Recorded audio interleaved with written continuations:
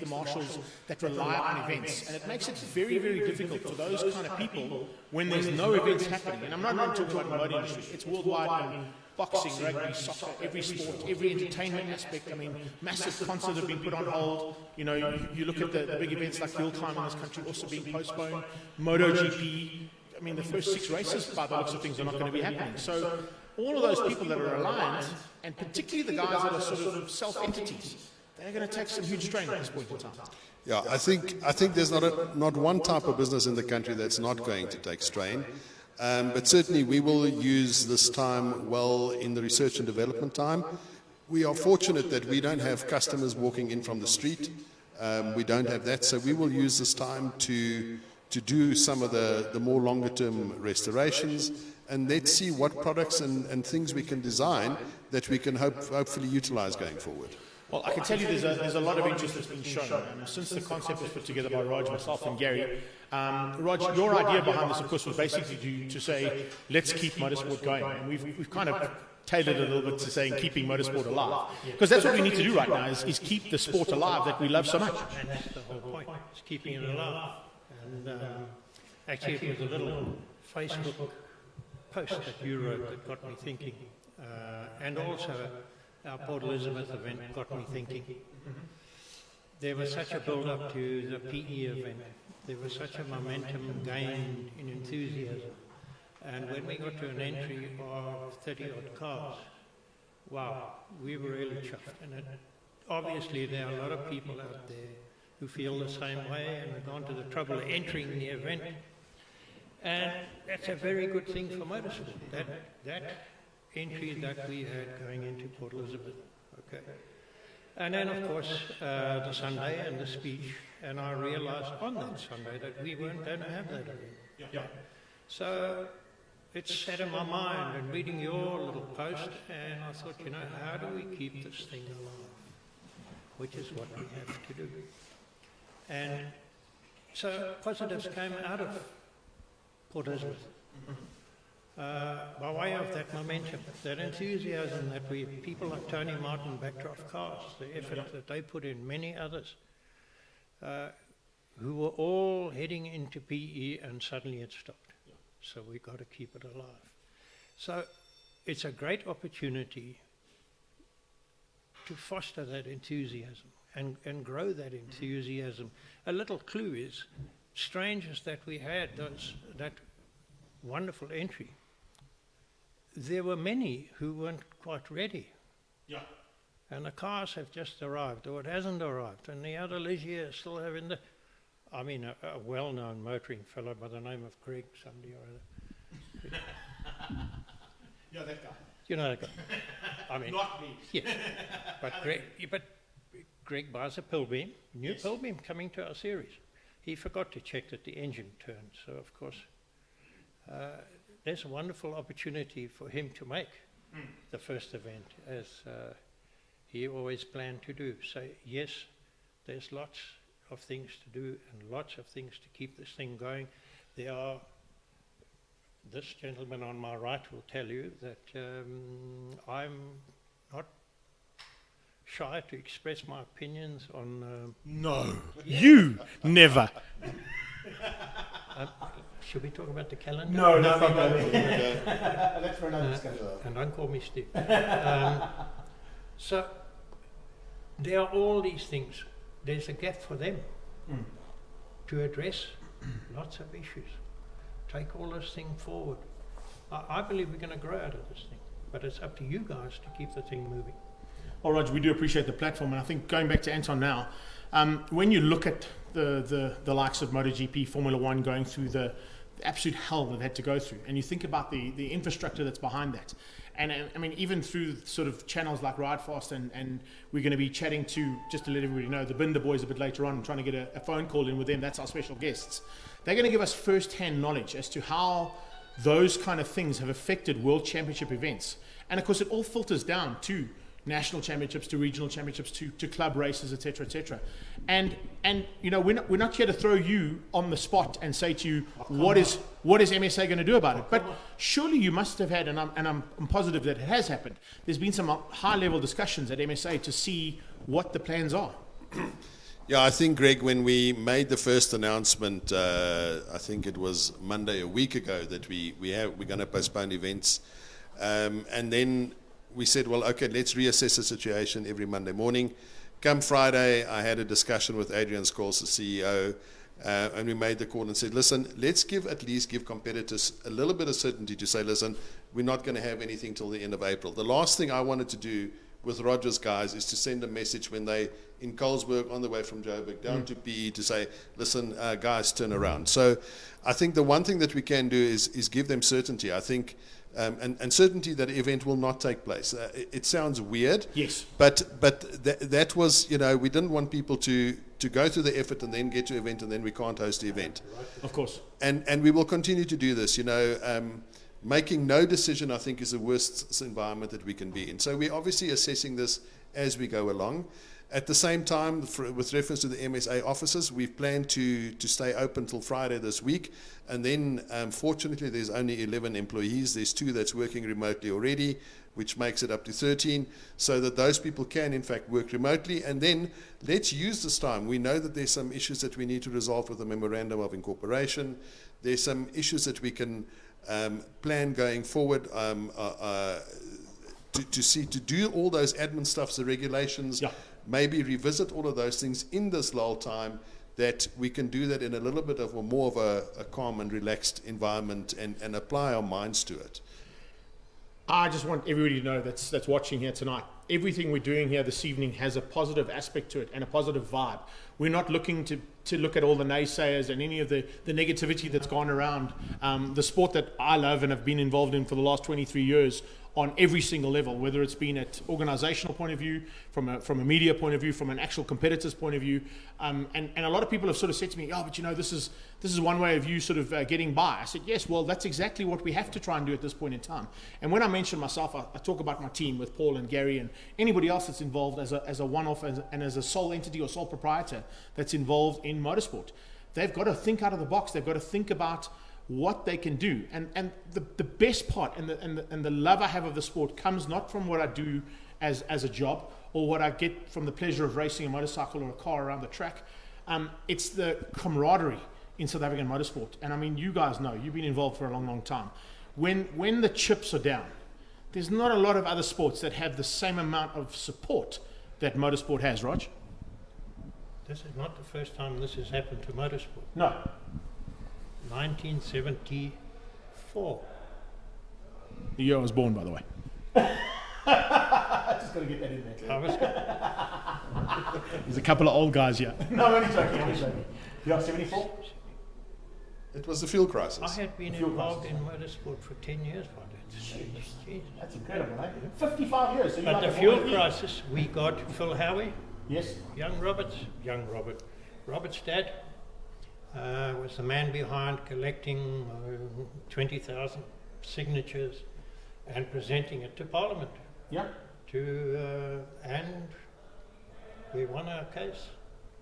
And so we've been through this before.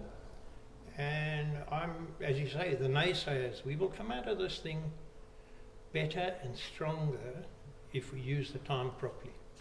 Yeah. I think, Greg, the other thing to remember, it is our president's second announcement tonight, but as we sit here now, we can still test.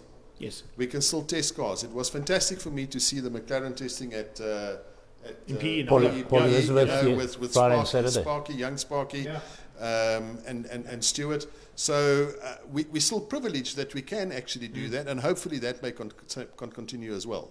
Well, look, I think that's also a vital aspect to bring in, is that the circuits have not shut their doors just yet because they still have the ability to run as their business. Yes, on a slightly smaller scale and on a skeleton staff, but at least they're getting the opportunity for guys to test, to do what they need to do, to be ready to go once we're up and running. You're talking about the pull beam, you're talking about cars that need development.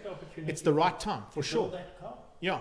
And then, you've got to look at the guys in the media, you've got to look at the guys in the other aspects of the sport. So your mechanics, the people that are in those workshops that might have shut down because there's not enough work coming to those workshops. What do those guys do? We're hoping that in less than 2 hours' time now, a positive aspect is put out there from the president, and he throws in something that's going to cover all, which I think is why he's taken so long to make a decision that he's going to make tonight. But even if we go into total lockdown, what a better opportunity to have time to tear your car down or your bike or whatever and to rebuild it. You're going to sit at home. After 1 week, you're going to be on the nerves of your wife. So Exactly. hopefully use the time and rebuild it. Yeah, no, and look, there's things that like Gary and Paul and myself and even guys like EFX, other television companies are looking at. I know Dave Peterson is looking at options of going back into the archives and putting some of that archive footage out, because that's exactly what the TV companies are doing right now. They don't have enough being presented to them in terms of content, and they're looking at production houses like Two Wheels and the likes to bring in the old content. And I mean, if you think about some of the races that have happened in the past, you put that all out, it's probably a little bit more exciting than some of the racing that's happening worldwide at the moment, I wouldn't say all of it. I'm not going to go South African Endurance Championship, because that's not bad, actually. Huh? But, Anton, I've got to also tell you that in that camaraderie side of things, in the 4 posts that I put out, and Raj saw 2 of them, I think you might have seen 1 or 2, we've had nearly 15,000 people engaging with us via myself and through Gary, and I think even on Gary's platform was a little bit more. But in that 15,000 people, there's a huge amount of concern, particularly from South African motorsport racers, license holders I'm talking about. And it's a concern that I raised as a voice, and I'm hoping that I'm being the voice here. I'm not doing this for my own benefit, okay? There's a lot of people that I'd like to see get benefit out of this before I even think of it for myself. But there is a huge amount of concern from the competitors about what those people that they rely on weekend after weekend are going to do in a time like this. And I've got to take my hat off, because a lot of them have come to the fore and said, listen, we've got an idea. We want to run it by you, which they did. And I'm going to run it by you tonight as well, saying, is there no way that we can come out of this discussion this evening, going forward, and look at an opportunity of setting up, on a similar basis to the other funds that are involved at Motorsport, a fund that would look after people like myself and the media and everybody that's affected by a situation that we're in right now. Funded initially by some of the competitors who are looking to put donations in, and start that fund off. The idea is that it would be looked after from an MSA point of view and a management point of view, because I think that's the most important thing. It's a motorsport concern. But maybe have an outside party that would take the management of it and run it for MSA's point of view, having to record all the details of the applications that come in for financial assistance, or possibly even just a grant that they'll pay back. It's not an obligation to pay it back, but I think if we can get those people that get the financial assistance to pay it back at some point, it means we keep regenerating that fund, and eventually we get to a point where we've got something that can sustain people in the bad times. Yeah, I think, Greg, you're raising 2 important things there. I think for the smaller guys that's involved in the motorsport industry that won't necessarily always get the exposure and people don't know what they do, this becomes commercially attractive for them. This is a time where an entity that's making wiring harnesses can actually spend a time, you can maybe spend some time with them, see what they do, and promote that and punt that, because otherwise they wouldn't have had the opportunity, or even if the opportunity was there, it was maybe not an affordable opportunity. Yes. This would give me an opportunity to go into a little bit more in-depth and talk to those people and promote those entities. Yes. And considering, if I go back to Dakar, that more than half the cars that competed in Dakars actually came from South Africa. Yeah. So there's lots of people here doing very good things that we all don't know about. That's the one. The second thing is to create something like a benevolent fund, which is always a problem. The challenge with that is always, what's the criteria? What is the criteria for giving a grant to somebody and not to somebody else? But it's certainly, we should have time now to actually apply our minds and think about what the criteria should be, and therefore, roll that out. Well, I'm glad that you've taken it, because I'm sure there's a lot of guys that have jumped on you that are going to be looking at it and going, it's not a bad option. Yeah. Raj, you were involved at this level for a long, long time, and I know you've been through it. Yeah. So there are pros and cons to it, but I think where we stand right now, let us know. I believe you're on dangerous ground when you start talking benevolent funds. Okay. As Anton says, how the hell are you going to control it, and who's going to control it, and who's going to make the decisions, and so forth. I think we need to be a little bit specific as to what we're doing here this evening. Yeah. Okay. My original thoughts were, we have people like yourself, let's be straight, and Gary over there, and Paul behind the camera. Paul behind the camera over there, who pay the rent from monies made out of out of motorsport by doing what you do very well, and so forth. Now, just suddenly, that stream of income has stopped. Yes. Just like that. Yeah. The guy making the wiring harnesses and exporting cars overseas, he's still there. He's different to you guys. You guys who back these events, who are the backbone of what we do, is where my concern arises. Okay, now we went off to Port Elizabeth, and in our budget for the event, we had not a lot of money, but we had a small amount of money put aside for promotion and media on the day, and all these things come up over the weekend. And the thinking is that we have taken that money and paid to put this show on this evening. Yeah. What we're sitting here doing right now, that means that you and you and you, the income stream continues. And what I'm asking for out of these shows is that those people who are making wiring harnesses and sending off-road cars overseas keep motorsport alive by entertaining one of these programs, just as the South African Endurance Series has done. So we've kicked this first one off, and I hope MSA comes to the party. Look, I think they're going to, Rog, and I think the way they're going to come into it is you've got the likes of motorsport entities that want to do the same as what you've done. Correct. The momentum must continue, and we're not going to stop this momentum at all either, Anton. When we get back up into the swing of things and everything is hunky dory once again, the idea is that we've then kept motorsport alive. So let's keep motorsport going. So the look and feel and the tone would change slightly, but the whole idea is to give a platform to someone like myself who might not have the voice that I have, a chance to tell people what they do in the good times. So we've got the likes of Dave Ledbetter, who's going to come in to do an interview about his Motorsport Monday magazine that he puts out worldwide online. You've got the likes of possibly even, Raymond Cornwall, who does Motorsport Fanatics and looks after a couple of teams on social media. Paul's going to jump in at some point as well and explain what he does on the photography side of things. Those are the people that we're trying to look after here. And we're asking people like yourselves, like the Peter Baileys of the world, and in fact we've even got a couple of manufacturers interested right from the word go, with Suzuki, Alberton and the iPop group, saying they're prepared to give us a studio to use for the times that we don't have a studio to use. So we would go to one of their branches or one of their dealerships, set up what we've got right here and say, right guys, we're at Suzuki Alberton, let's go and do the show with whoever it's going to be, SASBK. And that's also another big thing. You're sitting or we were sitting when we started this season in arguably one of the sort of biggest growth points in motorsport in a long, long time, in what I've seen. There's been a lot of ups and downs, particularly in superbike racing, and Endurance Championship had a lot of ups and downs as well. And since Roger took it over, it started to just climb. The same thing applies there with the massive growth that's happening. So I think with the growth that's happening in motorsport, we've got to look at opportunities like this, where we can say, guys, we're in the bad times, we're here to help. Yeah, so a couple of interesting points. Just from let's say between 8 and 10,000 license holders in South Africa, it's also going to have a financial impact on MSA, because the guy who renewed his license in January and February is fine, but nobody right now is renewing licenses because they're not quite sure when they're going to race, and that's obviously got a financial impact on us. At the same time, we're going to have a very good claims experience from a claims point of view, because also obviously nobody's going to get injured. Sure. So fortunately, when we entered into the agreement with the underwriters, is we've got a no claim bonus that should be coming back, and hopefully that can offset some of the losses. But we are in very uncertain and turbulent times.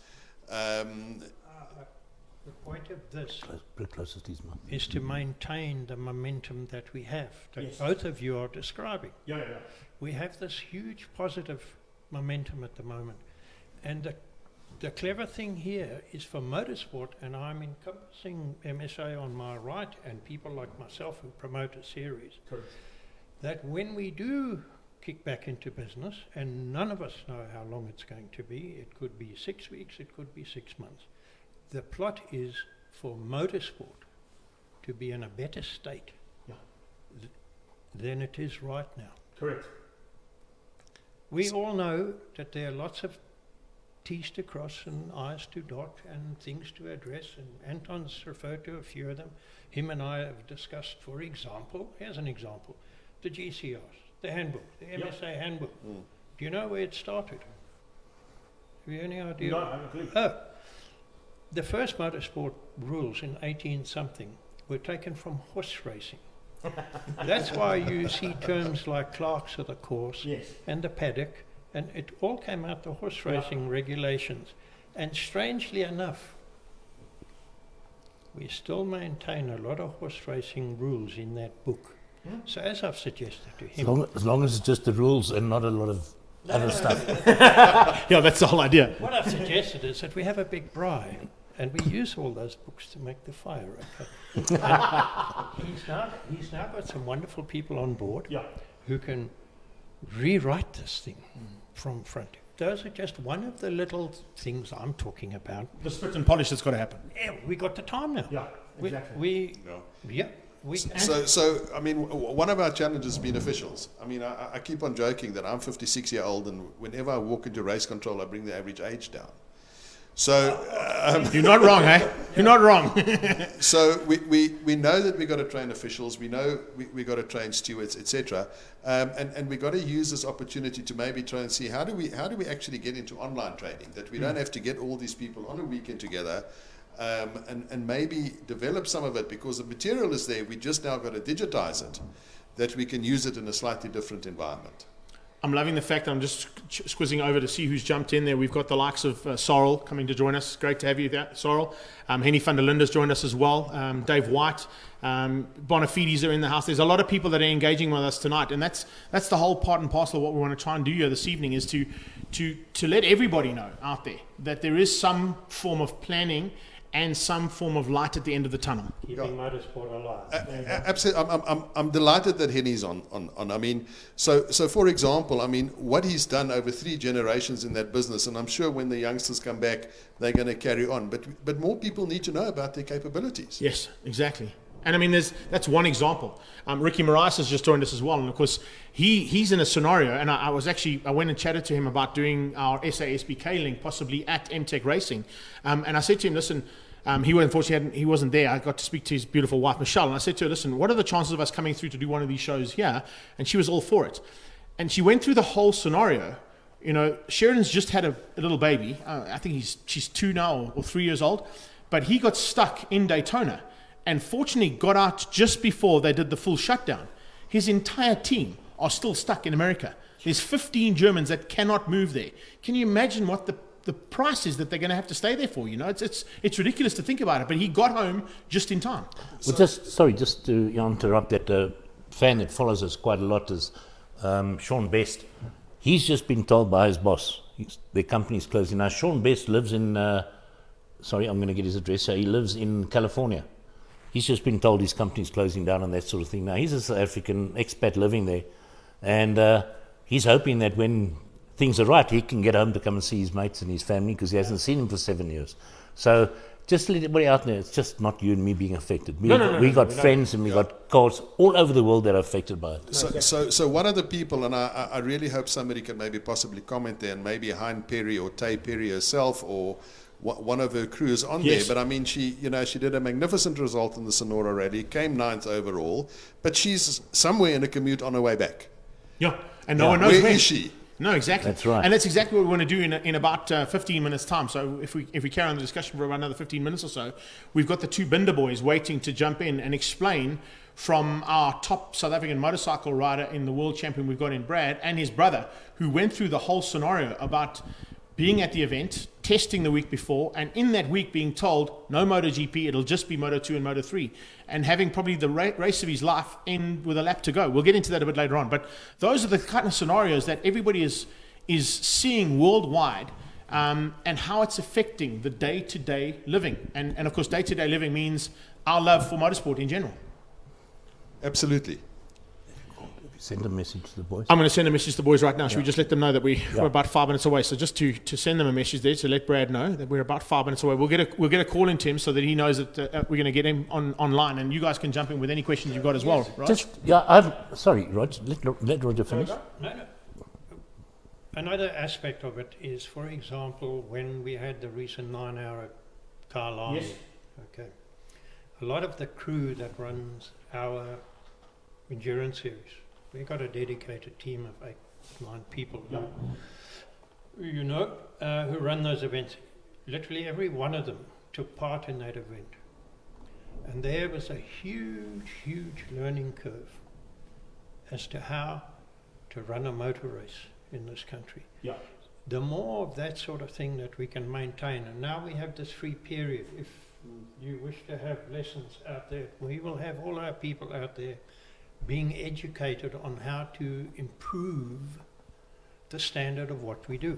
Because if I may be perfectly blunt, some of you idiots out there, That's how he is. So we have some incredibly bad people who try and run motorsport events in this country. As well. And I tell you something, it's an insult to present these people to those who are dedicated motorsport things, and we go out of our way to try and run an event to the book. Yeah. And that we badly need here. And now we have this perfect opportunity to rectify these. Roger, I have to agree with you, but I also have to say that there's now ways and means of us, because of the lack of mobility we've got, and possibly even more of it in less than an hour's time, to look at doing things as the world is doing in all forms of education, and that's going online. I mean, we're online tonight, so we're already educating people on how to do things a little bit differently to what we've done in the past. So MSA could also institute something like that, where they do, you know, a lot of the stuff has gone online, there's no doubt about it, but there's now even more scope to do that, Anton, from MSA's point of view. Absolutely. So what I'm saying is we must get our training modules now into a digital platform, and that somebody can actually sit at home. And hopefully, if, let's say, we're in a lockdown period of 3 months, we can come back and we've got 20 or 30 more people who's willing to become a clerk of a course. Yeah. That, you know, a skill pool that we can draw from. And I'll take the first one you produce as an assistant for an event, and we will go. Another one.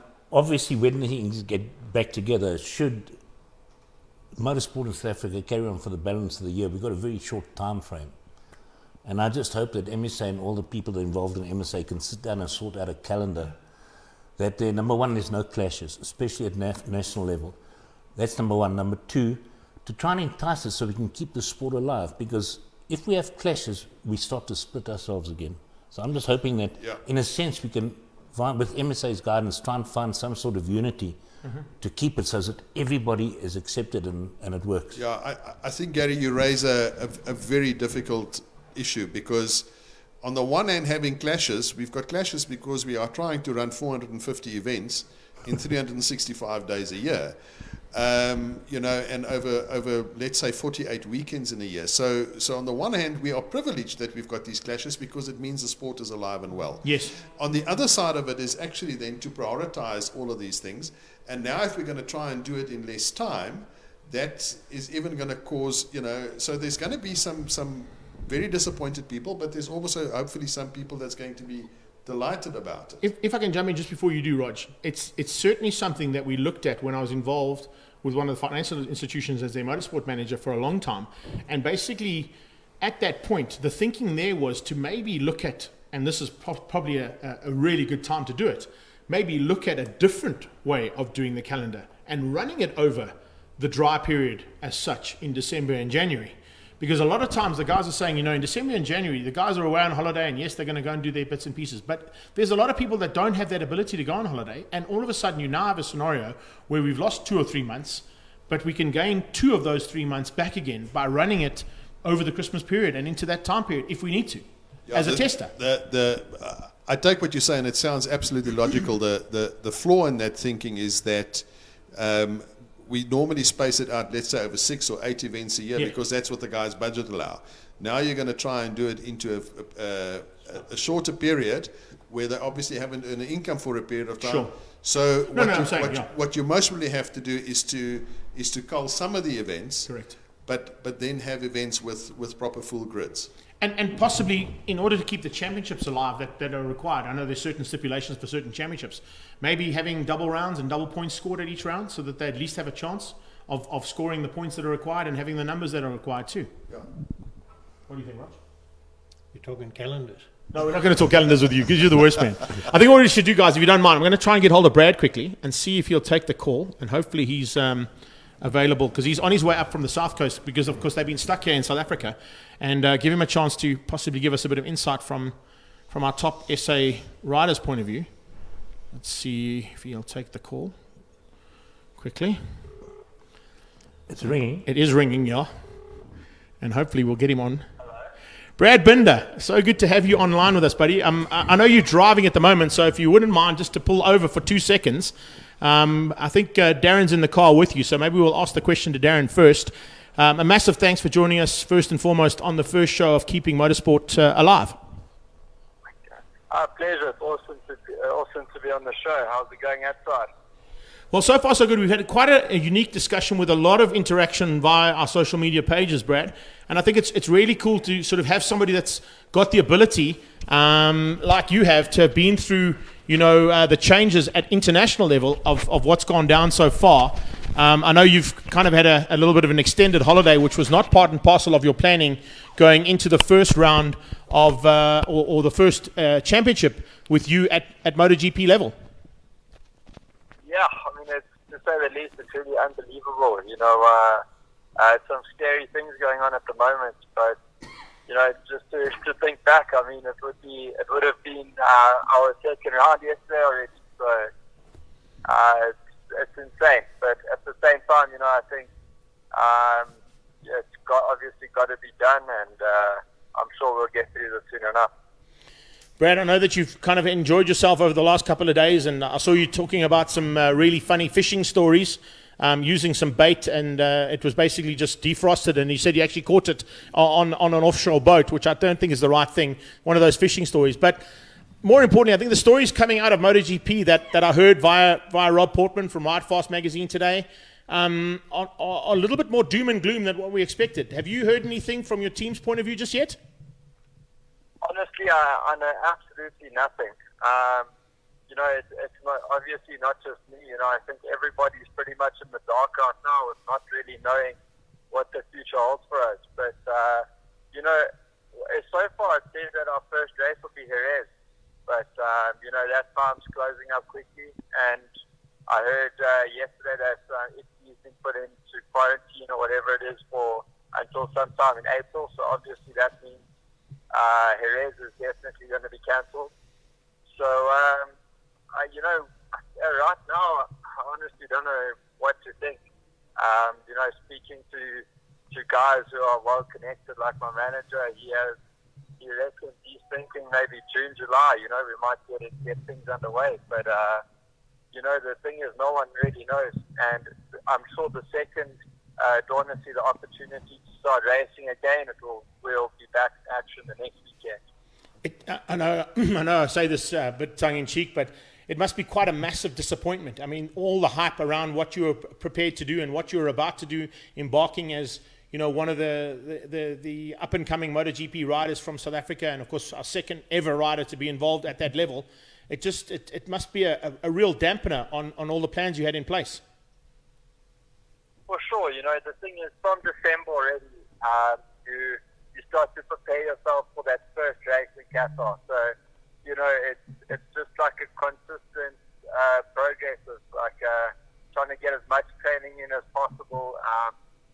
Trying to peak your riding just at the right time and all of those things. Whereas you kind of carry on like you have at the moment, and you sort of realize you're not sure what's happening or what's going on, but you just kind of need to keep your training up, try to ride as much as possible, and hopefully eventually when this all sorts itself out, you need to be in tip-top condition so you can start off the season being as strong as possible.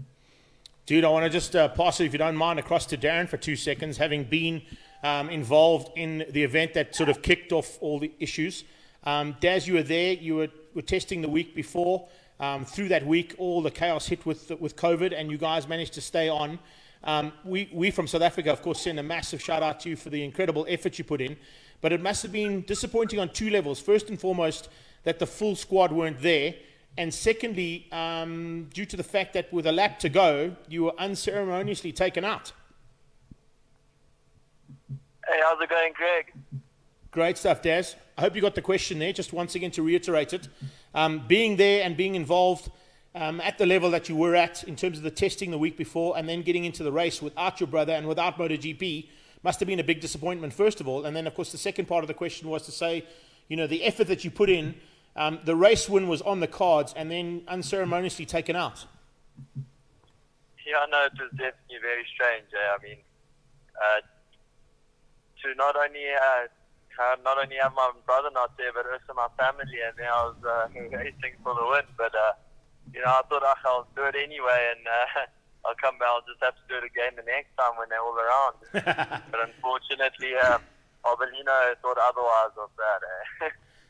No, look, I think South Africa were 100% behind you, considering you're the only one that was there, and putting on the show that you did. I think it just shows exactly what the potential was that you've got. But then also, just passing on the same question I asked Brad, from your point of view and from your team's point of view, what have you heard, and are there any insights from your side that you might be able to give us? Not really. When I was in Qatar, the plan was to go to America when we were in Qatar. By Sunday night, when we packed the flight cases, everybody had huge doubts already on America. So everybody, like, when we said goodbye to the team and that, it was, I'll see you in Darryn, But I think it's the 3rd of May, and right now I'm even doubting that. It's just this virus is unfortunately out of our hands, and it's so hectic now at the minute. I think we're just going to have to see what happens. Look, the one cool thing is that you got to do a couple of things that you probably wouldn't have been able to do, and hats off to the both of you and to Dad for getting involved in an event that your dad's been involved in for a long, long time, and that was to do the DJ. That must have been something completely different for you guys. Yeah, no, it was really cool that lined up for a change, and we got to be home for that. So yeah, that was one bonus. But very big change. In 2 days, 18 hours worth of riding at below 60 k's an hour. It was Slightly different to Moto 3. Yeah, no, the brakes are slightly, they don't work as well. No, I'm sure. Daz, if I can ask you just to hand it back to Brad, but once again, from our side, a massive thanks to the two of you. A final question to you, Brad, are you there? Yes, hold on. Thank you. Greg? So, Brad, just a final question from your side of things. Once everything kicks into place and hopefully we get a championship up and running, the plans will probably stay the same, and trying to sort of get to grips with that beast as quickly as possible. Yeah, for sure. That's the goal right now. And, already in the test, things are starting to feel a lot better. On the last day, I made some big changes to the bike and got a lot better feeling. So that definitely made life a lot easier. And, I was really, really looking forward to getting the weekend underway. But, it wasn't meant to be. So, right now, my goal is just to hang out here at home and, try and prep myself best possible. And but when they call us up and say it's time to race again, then we got to be ready. All systems go. Brad and Darryn, thank you so much for joining us here on Keeping Motorsport Alive. Thank you guys for your time. Keep safe out there and travel safely back to Joburg, and we'll hopefully catch up with you if we're not in lockdown by tomorrow. Awesome, man. Thanks so much for having us on the show. All the best. All the best, Brady. Thank you, buddy. Thanks, Daz. Well, there you go, guys. That's literally from the horse's mouth of two guys that are involved at international level and showing that there is still a way that we can keep things going. Yeah, I think what people don't understand about the COVID-19 virus is nobody's got answers. We're really into a World War III environment with an enemy that we don't understand. And we can't see it, and there's no easy answers in this one. We got to continuously look at the data. The one thing that is abundantly clear, I think, to all of us and all governments is we got to flatten the curve, and by that I mean we got to slow the progression of the disease rate, not because it is such a dangerous medical disease, but what it does, it collapses the entire healthcare infrastructure. Yeah. That's the danger in this thing, and if this thing gets out of hand, we will have no healthcare infrastructure. We will have the people that's supposed to treat us all being ill. So really the issue is, take all the precautionary measures, stay safe, don't try and go and be brave out there and be stupid. I think we now we all understand that we got to sanitize. I think the next hit is going to be don't stop touching your face. Yeah. That's the next issue. But I Because can- Which is that's not the issue. an easy thing to do for a person. It that is does all not the an time. easy thing to do. Yeah. I'm sitting here. I've got my glasses on. I'm continuously, you're doing this. Yeah. The real challenge is stop touching your face. No, exactly. And I think the other very important factor that we want to bring in here for everybody out there that they need to sort of pass on to people that think this is a joke. Yes, in times of crisis, as always, there's a bit of humor that comes out of it, which helps us cope. And it's part and parcel of the human nature. But I think it's gauging what is good, bad, and ugly in terms of that humor and putting it out onto social platforms. Being negative on social platforms and on any platforms is not the way you want to do this. And most importantly for me is that we actually take this seriously. There's a lot of guys out there that think this is just a complete farce and no one is actually getting sick and there's no statistics that are actually being proven. Even someone in our own forces here. That is one of the problems. There are no statistics. No, not genuine ones, exactly. We still don't know how many cases we have in this country because we have no way of measuring it. Yeah.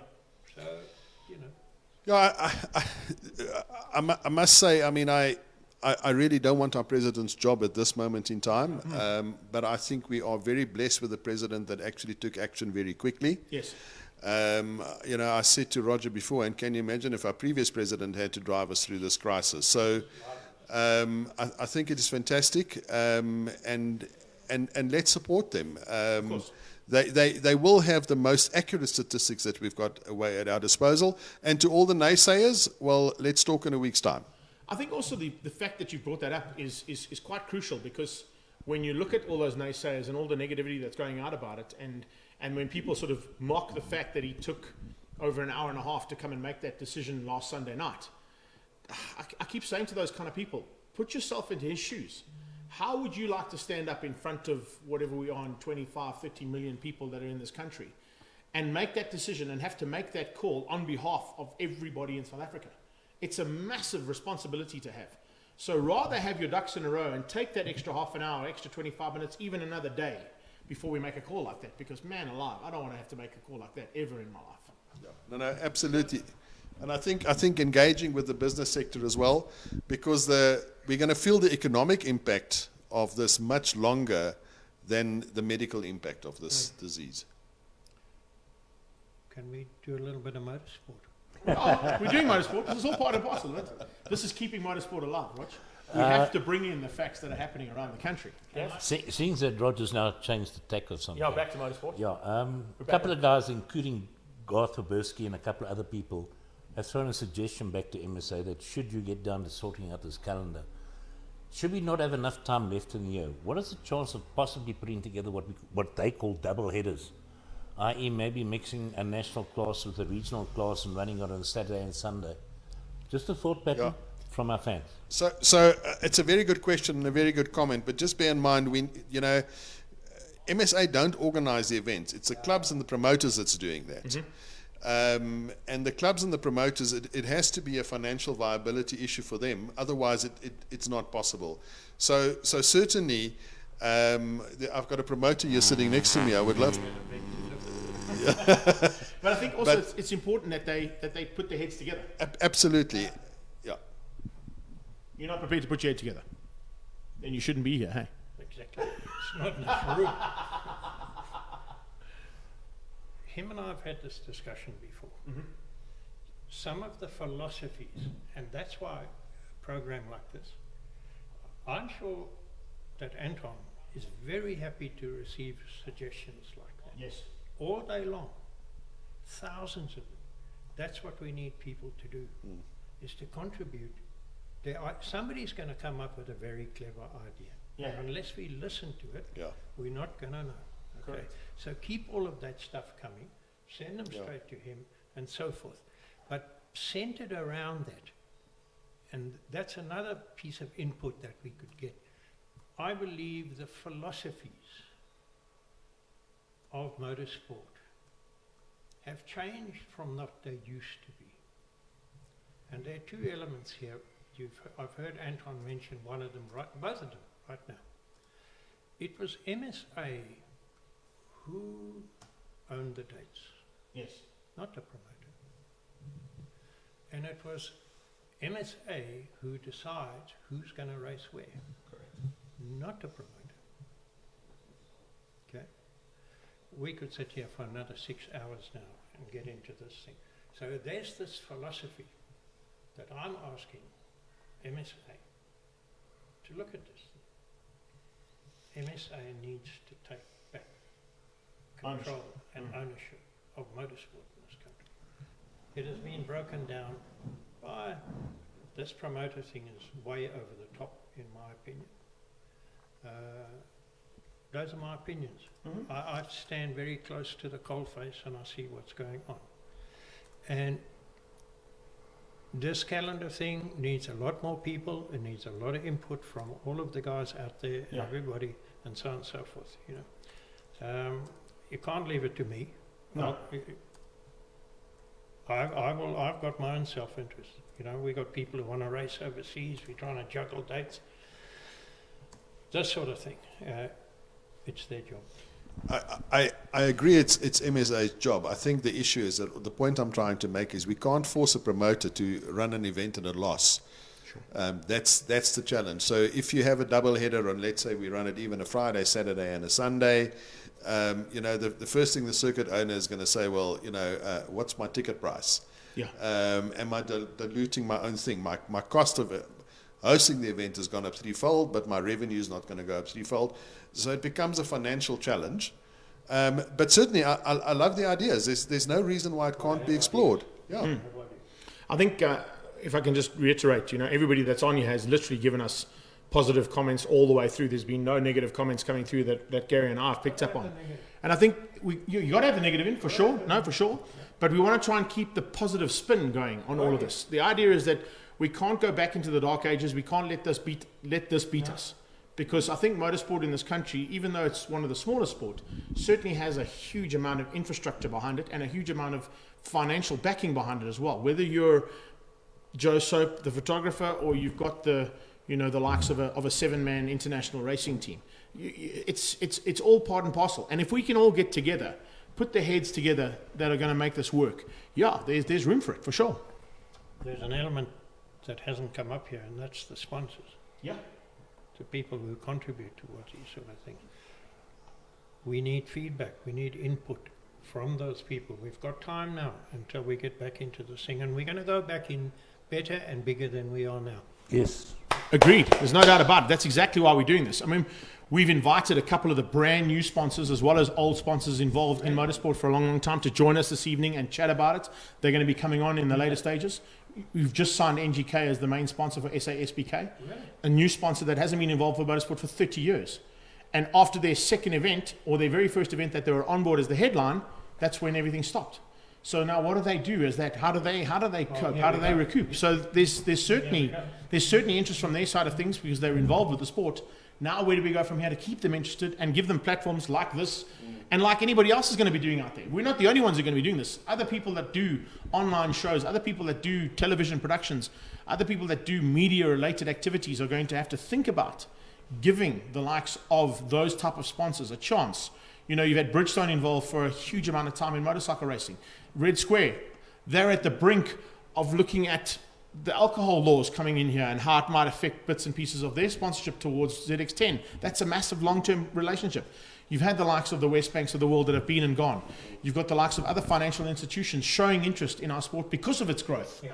So because we're in a lull doesn't mean we can't benefit out of that lull and come out fighting. That's what we're trying to portray here. Absolutely.